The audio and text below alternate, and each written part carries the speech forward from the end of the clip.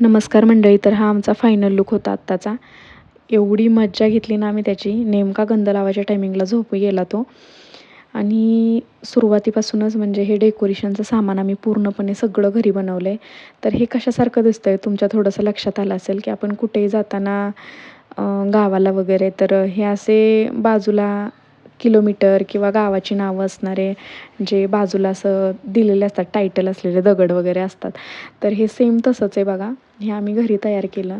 मी Googleला search केले म्हणजे बऱ्यापैकी आमच्या गावापर्यंत पालखी येते. ते आम्हाला स्थळं माहीत असतात, कोणत्या कोणत्या गावी मुक्कामी असते पालखी. म्हणजे आषाढी वारीची जी दिंडी जाते विठुरायाची ती.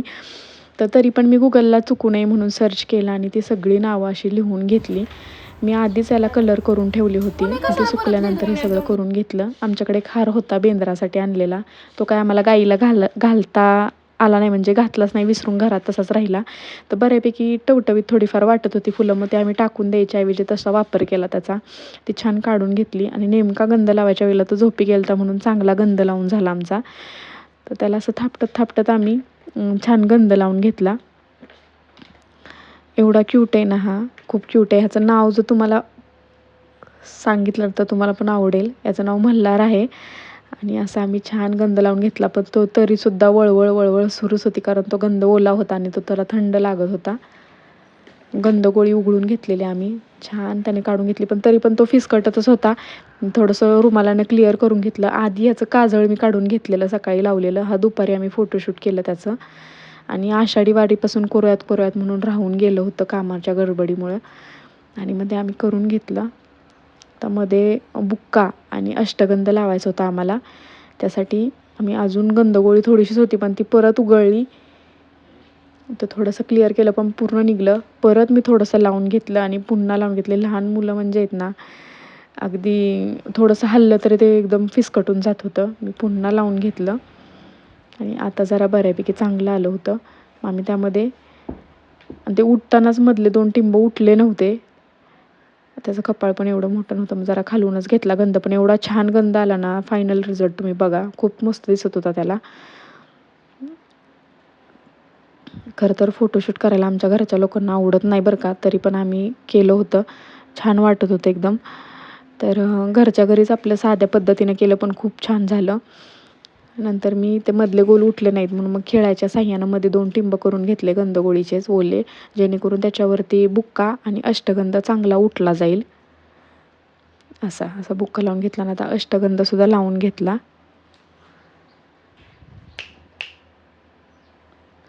नंतर त्याचं आवरून घेतलं छान, त्याला धोतर वगैरे घातलं.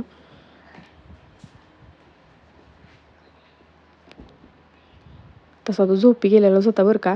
मला वाटत होतं तो जागा व्हायला हवा आहे, कारण फोटो जागा असल्याशिवाय छान येणार नव्हते.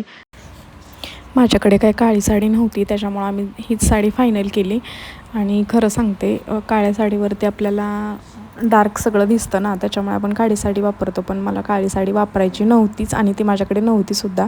मग मी हा कलर वापरला, पण तो एवढा छान वाटला ना, खरंच छान दिसला. आणि ती जी फुलं होती ना, ती बऱ्यापैकी टवटवीत दिसत होती. आणि मग अशीच टाकून देण्यापेक्षा आम्ही त्याचा चांगला वापर केला. नंतर विठ्ठल रुक्माईची मूर्ती काढून घेतली आणि नंतर आम्ही रूट तयार करायला सुरुवात केला. मग आता बेबीला पण त्याच्यावरती ठेवायचं, एवढं सगळं त्यावरती बसवायचं म्हणून आम्ही ठरवलं की रूट त्याच्या साईडने घेऊ आणि मध्ये त्याला ठेवू. मग आम्ही असा रूट करून घेतला. पहिले मी तांदळाचे थोडे ढीग पण घातले. म्हटलं जे आपण गावाच्या नावांचे जे टायटल्स बनवलेत ते त्यामध्ये आपण रोवून ठेवू. पण ते रोवणारे नव्हते, कारण जरा मोठे होते, एवढं वजन त्यामध्ये बसणार नव्हतं. हे मध्ये आणि काय होतं, काल रविवार होतं, सुट्टी होती, त्यामुळे मुलं पण सगळी होती घरी. त्यांची पण मला खूप मदत झाली. म्हणजे मी असा फायनल लूक करून घेतला त्याचा. नंतर असं रूट तयार केला. नंतर मधले रस्त्याचे पट्टे पण देऊन घेतले. हवेनं साडी उडत होती पण मुलांची खरंच मला खूप मदत झाली. असं रूट करून घेतला. नंतर ते क्लिअर करायला एवढा वेळ गेला ना. तुम्ही हा एकदम 7-8 मिनटाचा व्हिडिओ बघताय, पण खरं तर हे तासभर जवळजवळ आमचं चाललं होतं. ते नंतर क्लिअर करून घ्यायचं आणि असं आत्ता अस्ताव्यस्त दिसतंय, पण ते क्लिअर केलं ना, एवढं छान दिसायला लागलं ना. सगळं हातानं असं तांदूळ एका लाईनमध्ये करून घेतले, नंतर चांगलं दिसायला लागलं. आणि ह्या साडीवरती पण बघा असं फ्रेश वाटतंय. म्हणजे उठून दिसतंय. असं काळीच असावी असं काही नाही आहे. माझ्याकडं खरं तर नव्हती आणि मला ती वापरायचं पण नव्हतं आणि खरंच छान झालं ह्या साडीवरती पण. मी अजून वापरलेलीच नव्हती त्यामुळे त्याच्या घड्या कसल्याच निघलेल्या नव्हत्या. पण आता ते किती असं प्लेन करण्याचा प्रयत्न केला तरी त्या एकदम दाट घड्या होत्या त्याच्यामुळं मग त्यावरती मी वेळ वाया घालवला नाही. म्हटलं चला आपण करून घेऊयात. थोडंफार गंधासारखं पण झालं आहे हे, पण आता साडीची उंची तेवढीच असते त्यामुळे आता हा गंधसुद्धा तयार झाला असता. असं मी सगळं क्लिअर करून घेतल्यानंतर ते असं छान दिसायला लागलं एकदम. मुलांनी मला खरंच खूप मदत केली. लहान मुलं असले की घरातलं सगळं आवरून हे अशा बाकीच्या इतर गोष्टी करायच्या म्हटल्यावरती दिवस अख्खा पुरत नाही अजिबात. मुलांचा मधून सुरूच होता. तर आम्ही असं ठरवलं की रूट जो एका साईडनं आपण तयार करतोय ना तिथं आपण तुळस ठेवूयात. जसं की वारकरी तुळस डोक्यावरती घेऊन पंढरपुरामध्ये पोचतात त्या पद्धतीने आपलं तुळशीपासूनच रूट तयार करू विठू रुक्माईच्या मूर्तीपर्यंत असं आम्ही ठरवलं. नंतर ते सगळे टॅग लावून घेतले.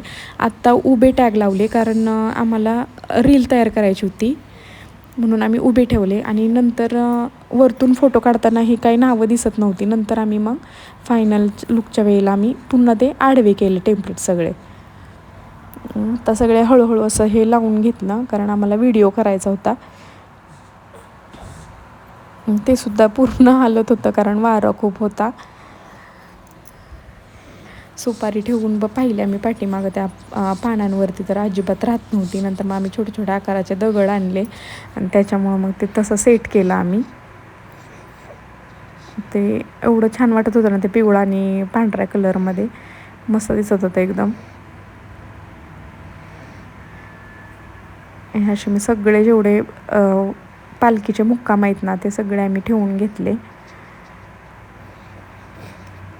खरं तर एक लिहायचं राहिलं होतं मला वाटते नातेपुतेनंतर माळशिरस म्हणून काहीतरी गाव आहे तर ते माझ्याकडून लिहायचं राहिलेलं. आम्ही इन्स्टंटमध्ये पटकन कलर करून ते पटकन सुकवलं आम्ही फॅनवरती आणि परत मी लिहून घेतलं आणि एक्स्ट्राचं एक होतंच पेज आमच्याकडे त्यातूनच आम्ही केलं. जे डबल मुक्काम होते हेच माळशिरसचं पेज जे डबल मुक्काम होते म्हणजे पुण्यामध्ये आणि सासवडमध्ये डबल मुक्काम असतो तर तो आम्ही एकच ठेवला होता कारण खूप खूप गर्दी होत होती तेवढ्या अंतरातमध्ये पण.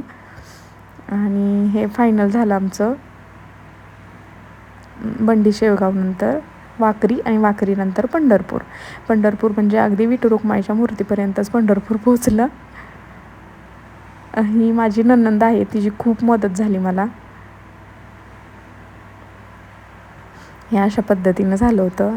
खरंच छान वाटत होतं अगदी. म्हणजे हे व्हिडिओत आम्हाला असं घ्यायचं होतं पण आम्ही उभं ठेवलेलं पण नंतर आम्ही पुन्हा ते आडवं केलं कारण ते फोटोमध्ये त्याची नावं अजिबात दिसत नव्हती. मग ते आडवं केल्यावर अगदी मस्त दिसायला लागलं. खरं तर हे सिम्पल एकदम म्हणजे सोबर आणि सिम्पल वाटतंय. जास्त गर्दी नाही जास्त असं हे नाही. खूप डिझाईन दिवं पणत्या मेणबत्त्या खूप काही ठेवायचं. अचानक हल्लं ते पडलं भाजलं किंवा साडी जळाली अजिबात कशाचं टेन्शन राहत नाही. अशा अगरबत्त्या छान लावून घेतल्या. आणि हे बघा अशी रील तयार करताना आम्हाला अशी आडवी नावं पाहिजे होती म्हणून आम्ही असं केलं होतं. एकदम मस्त व्हिडिओ झाला. आणि तुम्हाला ही कशी वाटते आयडिया मला कमेंट करून सांगा. अगदी घरच्या घरी सगळं केलेलं काहीही आणलेलं नाही आहे. त्याला नंतर आम्ही अशी मोत्यांची माळ घातली होती पण ती फोटोत पाठीमागे जात होती. आयडिया कशी वाटली तुम्हाला मला कमेंट करून सांगा. आणि अजून असेच फोटोशूटच्या आयडियाज आपल्या चॅनलवरती येणार आहेत तर तुम्ही चॅनलला सबस्क्राईब करा, व्हिडिओला लाईक करा आणि शेअर करा. थँक्यू.